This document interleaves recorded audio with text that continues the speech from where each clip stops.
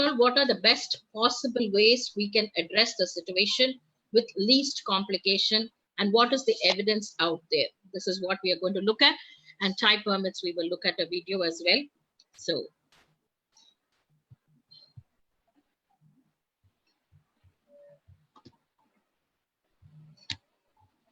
why talk about this? We definitely know that pelvic organ prolapse substantially affects the quality of women's life. It's not life-threatening, but nevertheless, it causes significant physical, psychological, and social distress for a patient suffering from prolapse-related symptoms, accompanied both by bladder and bowel-related dysfunction.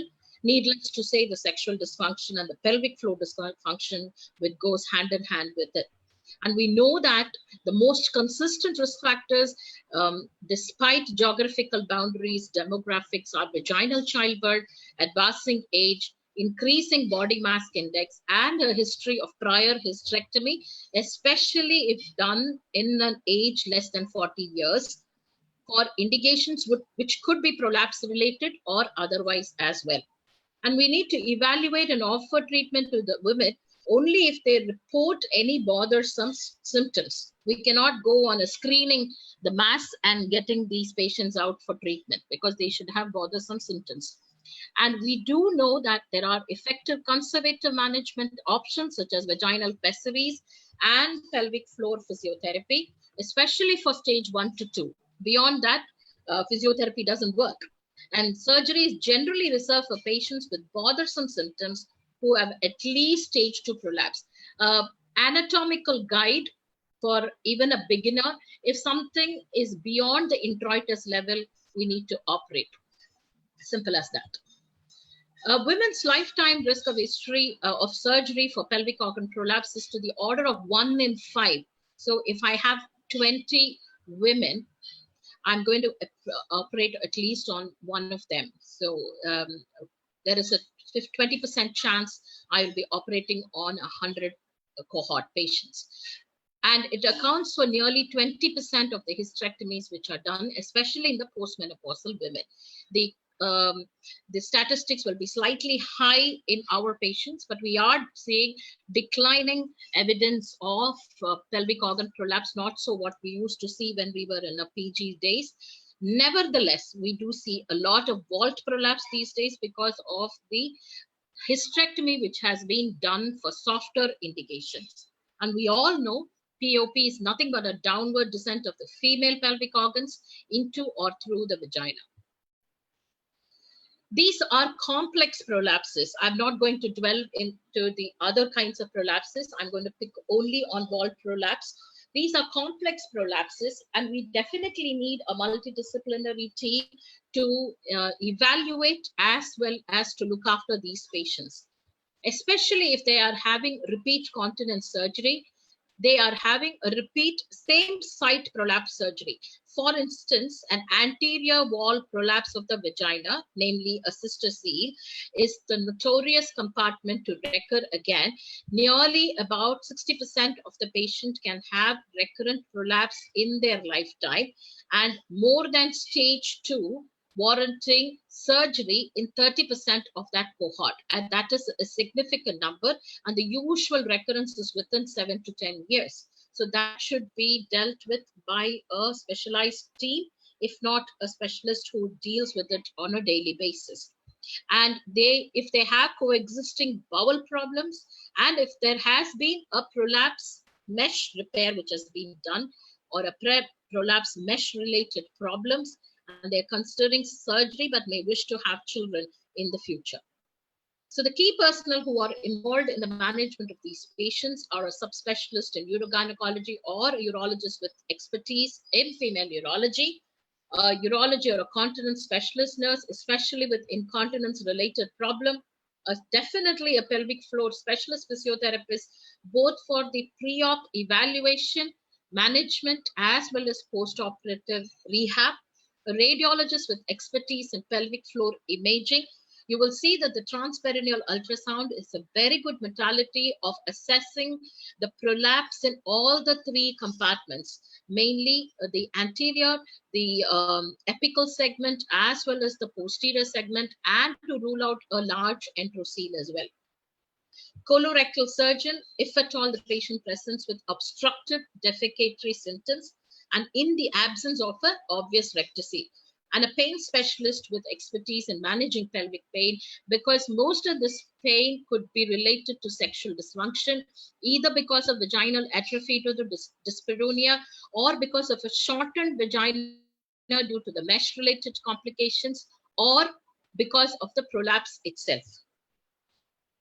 These patients should also have access to psychosexual counseling, chronic pain management, bowel symptom management, and neurological evaluation and rehab, because as we understand, multiple vaginal births, traumatic vaginal deliveries, especially obstetric forceps delivery, can result in pudendal nerve damage, which can cause laxity of the vagina and the attendant organs, along with bladder and bowel dysfunction as well. So how do we prevent and protect this from occurring? We all know McCall's cultoplasty at the time of either a vaginal hysterectomy or first string suture of the uterosacrals higher up during a laparoscopic hysterectomy is the best way to prevent the occurrence of a wall prolapse. In a study, it has been found that if this is done, there is a significant reduction in the occurrence of wall prolapse to the order of 70 to 78%. And enterocele presence, when you're doing a vaginal hysterectomy, if you're at the end of the vaginal hysterectomy, the completed sutured vault lies within 2 centimeters of the introitus, you need to reposit that vault back into the pelvis above the level of ischial spine with a sacrospinous fixation suture. Understand that this sacrospinous fixation is a prophylactic measure and not a corrective procedure for wall prolapse, because it is done at the time of vaginal hysterectomy to prevent the recurrence of a wall prolapse in the future. And some people might argue that leaving the cervix as a fulcrum in the stump will prevent future prolapse, but we know from scientific literature, the current evidence is against the recommendation of a subtotal hysterectomy with a view to prevent wall prolapse at the time of a hysterectomy.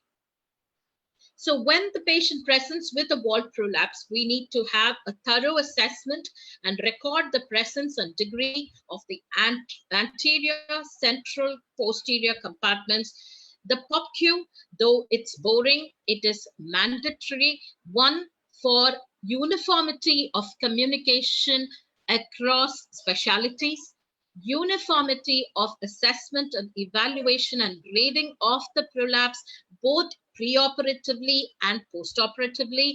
It is a prognosticating method to understand whether this patient will have significant reduction of symptoms postoperatively, and also for research and audit purposes. So we do not have an escape mechanism from the POPQ system. Assess the activity of the pelvic floor muscles at the same time. Do not oversee the vaginal atrophy. If you're going to use a mesh, estrogenize the vagina thoroughly before putting a mesh and continue the topical estrogen postoperatively to avoid mesh extrusion, erosion, and exposure-related complication. Rule out a pelvic mass or other pathology, because in elderly patient, an ovarian mass could be the reason of the wall prolapse, which is appeared suddenly. We always dig deeper. We just don't satisfy ourselves when the woman presents with prolapse. We need to find out whether there are attendant coexisting symptoms which are bothersome, which are related to the neighboring organs, namely the bladder or the bowel. So investigate whether the patient has urinary symptoms, and for which whether we need to consider a surgical intervention. Always inquire about fecal incontinence. Beware that these patients are having the prolapse because of a traumatic vaginal delivery. They might very well have an anal sphincter defect following a complete perineal tear or a missed third-degree tear, which has happened or been sustained at the time of vaginal delivery. prompting and a routine questioning about fecal incontinence with relation to fecal urgency, squeeze pressure, fecal urgency associated incontinence to form stools, liquid stools, and flatus, and continuous passive soiling or unable to clean themselves would be certain markers towards whether this patient has had fecal incontinence. Definitely inquire about the pain and symptoms that are not explained by examination findings. Many a time, when we examine this patient, patients say it is really bothersome, especially when they are sitting on the toilet. They feel there's something coming and obstructing. We put the patient on a dorsal supine position and examine, and we say, oh my God, there's nothing. You go home and do pelvic floor exercises. Maybe this is not the position which will reveal the degree of prolapse. If you're not able to see the prolapse, but the patient still complains they are really bothered by the symptoms, ask the patient to sit and squat, or ask the patient to stand up with a leg on a footstool and ask the patient to bear down like an Valsalva or cough. Then you might be able to see the bulge which they are complaining of. If we do not do these steps, our assessment of the prolapse is not complete, and we cannot document saying that there is no prolapse. So what directs our management? It's definitely the woman's preferences, the site of the prolapse, lifestyle factors, comorbidity, including whether there is a cognitive or physical disability for that particular patient, definitely the age of patient, desire for childbearing in the future, previous abdominal or pelvic floor surgery, benefits and risks of individual procedures tailored to the need for the patient as well. Irrespective of whether we adopt a surgical or a non-surgical intervention, losing weight for the patient is paramount because it can definitely ease off the severity of symptoms as far as the prolapse is concerned, or even the urinary incontinence symptoms is concerned. Minimize the heavy lifting for the patient, especially if they are carers to people who are dependent. They might have a spouse who's recently had a stroke and therefore the wall prolapse could have been precipitated, or patients who do manual labor, or even healthcare professionals like nurses who are carers for elderly people. Prevent or treat constipation, which could be a precipitating factor for the wall prolapse because the person has learned to strain at stools and thereby the wall prolapse has happened. Definitely topical estrogen, its period. Consider vaginal estrogen for women with pelvic organ prolapse and signs of vaginal atrophy, which most of our women are. And consider an estrogen releasing ring, which are available for the patients who cannot apply the cream or not physically able to do it or have cognitive dysfunction as well. But beware, you see them on regular follow-up. And if there is any sign of postmenopausal bleeding, which might not be the case in a wall prolapse, investigate them as you would do for a postmenopausal bleed. Do not assume it's due to the vaginal atrophy. PFMT, which is pelvic floor muscle therapy, only recommended in stage 1 and 2 as evidenced by the POPPY trial. Beyond that, it's not going to work. They say anywhere between 12 to 16 weeks every day, supervised by a specialist trained in pelvic floor physiotherapy, not just a YouTube link or a piece of sheet which says how to do the exercises. Nobody understands how the patient does. Patient herself doesn't understand whether she's using the correct muscle and toning them up. Non-surgical intervention, definitely treat the vaginal atrophy with topical estrogen. Pessary is known to be very good in certain cases which are not operable or not suitable for surgery. There are two types where we have a gel horn and a shelf pessary. These are available. Describe complications including vaginal discharge, difficulty removing the pessary, bleeding, and pessary expulsion. See them at least every 6 months, especially now in the COVID.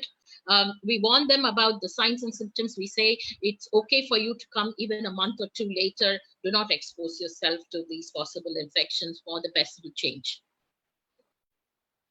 We know when we treat, prevent, or correct prolapse, vaginal apex is the keystone. The fulcrum, which is the uterus, is knocked off, The attachment of the cardinal ligaments, the uterosacral ligaments to the fulcrum is either damaged or cut off, which is why the apex drops. So hysterectomy for a vaginal prolapse is just kind of punishing the victim, whereas the original problem was in the support system. If we corrected the support system, maybe we didn't need to have to do a hysterectomy in the first place. So the whole shift in paradigm of thought process that a treatment for prolapse is just vaginal hysterectomy is not good enough. We have to correct the apex by apical suspension, and vaginal hysterectomy is a component to facilitate that apical suspension. If we are able to apically suspend without having to do a hysterectomy in a patient who's requiring such a procedure, might as well do it. But the cornerstone of any treatment of uterovaginal prolapse is apical suspension. And anterior and posterior walls will fail if we do not apically suspend, which is we see in terms of a isolated cystocele repair. If they have not done a central stitch to the cardinals or the cervical paracervical tissue or the vault area with the uterosacrals, there will be a cystocele which will recur within 2 to 3 years. Surgery for prolapsed vaginal vault. The proponents for vaginal surgery are that they have decreased operative time. Definitely a sacrospinous fixation takes only extra 15 to 20 minutes. Decrease incidence of adhesion formation. You don't go inside the peritoneum, and quicker recovery time because there is no abdominal scar. Abdominal surgery is indicated if there was a failed previous vaginal approach. For any de novo vault prolapse, you want to get it right the first time. So this has become the gold standard. Any patient with a short vagina, young patients with advanced prolapse, and with other coexisting conditions. You also consider obliterative procedures like our age-old Leafold's colpoclysis, especially in elderly patients who are not suitable for any of these prolonged procedures. You can obliterate the vagina. You'll be surprised that this particular procedure has a success rate of 93 to 98% because there's nothing through which the uterus or the vault can come out. It's completely obliterated. You just have a dimple in the vaginal area. But beware that you make sure that there is no chance of malignancy in the patient at all. Vaginal surgery, we did discuss the role of preventive scaldoplasty. This might not necessarily be a treatment procedure, but grade 3 evidence suggests that ileococcygeal fixation as well as scaldoplasty are good enough interventions without major complications for even treatment of a vault prolapse where you cannot think of abdominal procedures. Sacrospinal ligament fixation, definitely, and high uterosacral ligament suspension and ileococcygeal facial suspension, which we've already discussed. Abdominal repairs, abdominal sacrocolpopexy. We also do a peritoneal, transperitoneal, high uterosacral ligament suspension through the laparoscopic approach, which can be done at the time of laparoscopic hysterectomy to obliterate the pouch of Douglas, so there is no enterocele and thereby no apical descent. So why sacrospinous colpopexy? It's also known as vaginal sacrospinous colpopexy or sacrospinous fixation.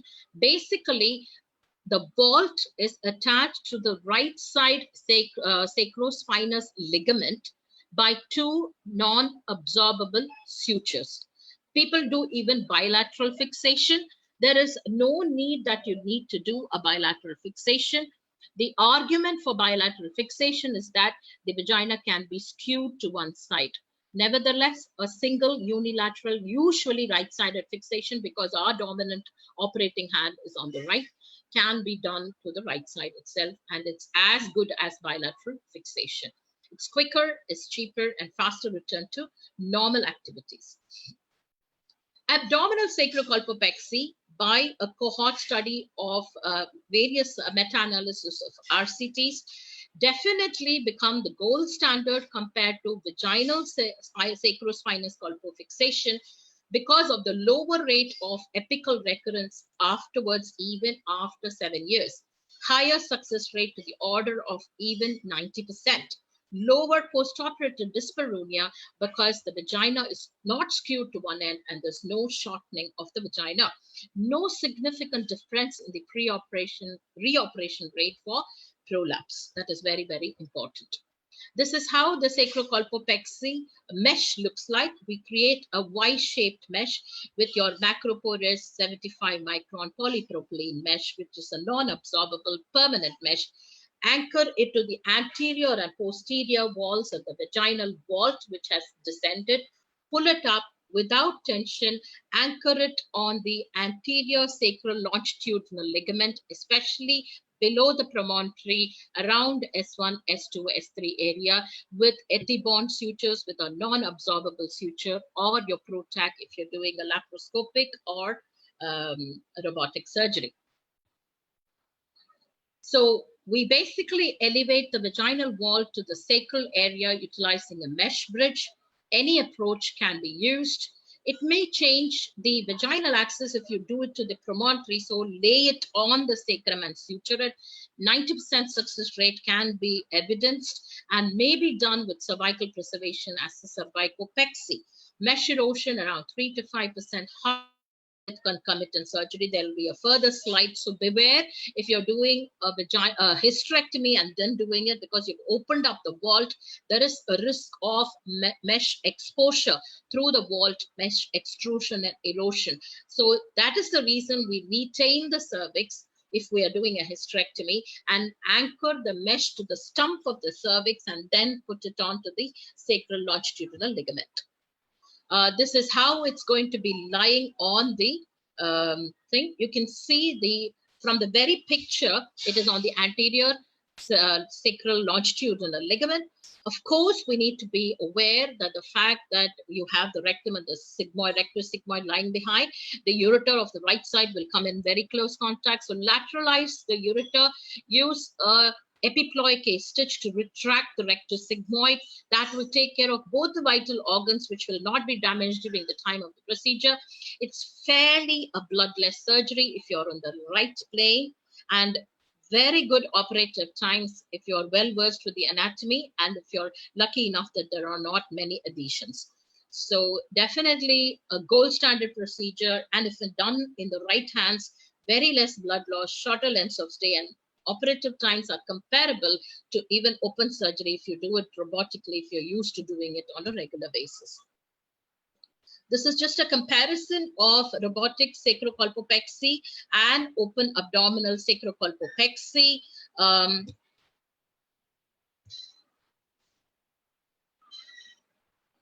As you can see, a slight increase in operative time is there, but definitely there is decreased length of stay and the estimated blood loss is definitely lesser.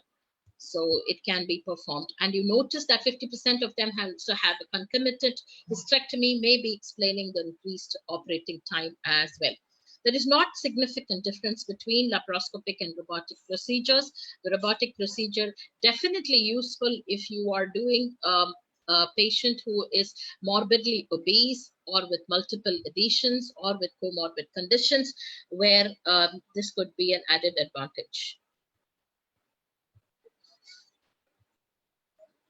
So with regards to robotic sacrocolpopexy, 13 studies were selected for this. The combined estimated rate of mesh exposure, like for abdominal sacrocolpopexy done the open way, was about 4.1, and only mesh revision reoperation was done in 1% of the patient. Not all mesh exposure extrusion will need surgery. Some of them will just have to have topical estrogen and excision of that portion of the mesh which is extruded. Obliterative procedures, we have discussed this at the beginning, where we remove most of the vaginal epithelium within the hymenal ring posteriorly and up to 0.5 to 2 centimeters from the external urethral meatus anteriorly. So you cannot take that portion within the urethral sulcus. Who are the candidates who will benefit? Elderly, frail women who do not have any inclination to be sexually active, multiple comorbidities who are not making them suitable for surgery, not willing for extensive repair, need betterment of self-image, corrects the prolapse definitely, and improves the appearance at the genital hiatus. Benefits over other procedures: shorter operating time, much less blood loss, lesser complication rate, speedy recovery, good term, long-term recovery, low recurrence rate, as effective as greater than 93%. So there's no recurrence with this. There is known to have increased incidence of urinary incontinence. And if we leave the uterus or without proper investigation, there is a potential that they could end up having endometrial carcinoma, because there's no way the blood can escape and we have obliterated the area and we could miss an endometrial pathology. So if we decide to discuss surgery and the patient opts for surgery, these are the different things which we need to discuss with the patient. Discuss all the options and discuss the benefit and risk of each procedure. Also document, communicate, and consent the risk of recurrent prolapse, the uncertainties about the long-term adverse effects because of mesh-related procedures, difference between the procedures in terms of anesthesia, hospital stay, surgical incision, and recovery period, and role of intraoperative prolapse assessment in deciding the most appropriate procedure. This is why when I consent, I always write examination under anesthesia and so and so and so procedure, because I might need to include some other measures at the time of procedure, and I cannot be 100% certain as to what compartments need site-specific repairs. Definitely an incorporated problem is assessment and the debate about whether we do a prophylactic surgery for continence at the time of wall prolapse repair with an intention to treat. And we all know that the stress urinary incontinence can be revealed or occult. The way we find out in the presence of wall prolapse is put a pessary or a swab and reduce the prolapse and conduct urodynamics. If the patient has stress urinary incontinence at the time of urodynamics, go ahead with concurrent procedure. The concurrent procedure can be a mid-urethral sling after the correction of wall prolapse, or even a Burch-Kolpo suspension. But beware of the hypercontinent state, which can become a problem after Burch-Kolpo suspension, and warn the patient about indwelling catheter and retention and a temporary need for self-intermittent clean catheterization post-operatively in either of the cases. And with regards to obvious stress incontinence, either procedures can be offered. If none of these are evident, do not offer as a prophylactic measure, because you will end up having retention of urine and the need for indwelling catheter. And anyway, 1 in 20 patients will somehow need a continence procedure, which can be done as a phase 2 procedure, and that should form part of counseling and consenting. This is what we have discussed in the slide. Discuss the possible complication and the lack of long-term evidence and the effectiveness of the procedure. There is a wonderful patient information guide, which we have to discuss with the patient with pictorial representation. It's like a patient decision toolkit, which we can go through with the patient, and this are the options. These are the benefits. This is what you will expect. And these are the possible complications. You can choose which one you want. I would recommend this. What is your choice? That would be a better way of doing it. I've just given a ranking for this with regards to the success rate. Sacrocolpopexy, staying gold standard, will be about 78 to 100%. Most of the studies quote about 90 to 95%. Sacrospinous fixation, 1 in 3 will need a recurrent procedure. If they recur after failed sacrospinous fixation, there is no role for vaginal procedure. Go for an abdominal sacrocolpopexy. High uterosacral ligament suspension is about 82% success rate. The quotes have been as high as 95%, but there are implications of major complications associated, especially if you're not trained. This is from Bob Schultz in the US, who does it on a regular basis for the last 15 years. Their center's rate of ureteric complications are to the order of 10 to 11%. So if a center which turns out volumes can have that level of ureteric complications, we need to be aware this is not a procedure to be done by somebody who has done one in 3 years. Regarding the complications of abdominal sacrocolpopexy, mesh erosion about 10%, bowel injury about 2%, sacral myelitis, especially if you hit at the intervertebral disc or use a lot of diathermy in that area, you causing ischemic necrosis of the blood supply, especially around the intervertebral disc, can cause problems there. Severe blood loss, especially if you've not taken care of the median sacral vein and the plexus around that area, can be very difficult to control because it's a venous ooze. Recurrent surgery for pelvic organ prolapse because of the enterocele, which can happen due to the fixation which we do, and recurrent surgery for SUI to the order of 5%, which I've already told. Nearly 16% of the cohort who undergo abdominal sacrocolpopexy can have a resurgery done in the future. One category, 5% for mesh-related problems. One category, another 5% for a possible pelvic organ prolapse, especially an enterocele, and another 5% requiring surgery for continence maintenance. With regards to SSF, recurrent prolapse to the order of 30%, which is significantly high, in considering a procedure where we undertook the procedure for the primary correction of the wall prolapse. Post-operative buttock pain can be to the order of 20%, sciatic pain to the order of 10%, and partial ureteral obstruction again to the order of 6%. Complications of high uterosacral ligament suspension, as I said, ureteral injury, bleeding, small bowel injury, need for blood transfusion, bladder injury, and urinary tract infection. So to guide us as regards to the top tips when doing the procedure, if the patient is sexually active, choose abdominal sacrocolpopexy. For a failed vaginal procedure, choose abdominal sacrocolpopexy. If the wall prolapse is primary treatment, do sacrocolpopexy. Do not do concurrent hysterectomy. If you want to do, leave the cervical stem so you do not end up with mesh erosion. Avoid excess energy at the vault area to the dissection of the bladder so that you do not have a hole in the vagina and thereby a vault erosion. Keep ureter lateral.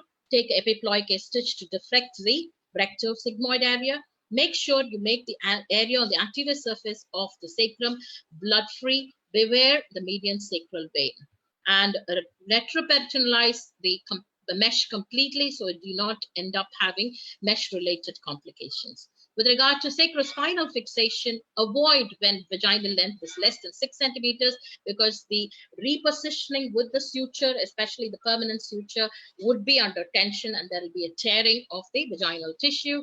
Stay 2 centimeter medial to the ischial spine on the sacrospinous ligament. If you go much more medially, you will definitely hit at the nerve, and that is going to cause buttock pain.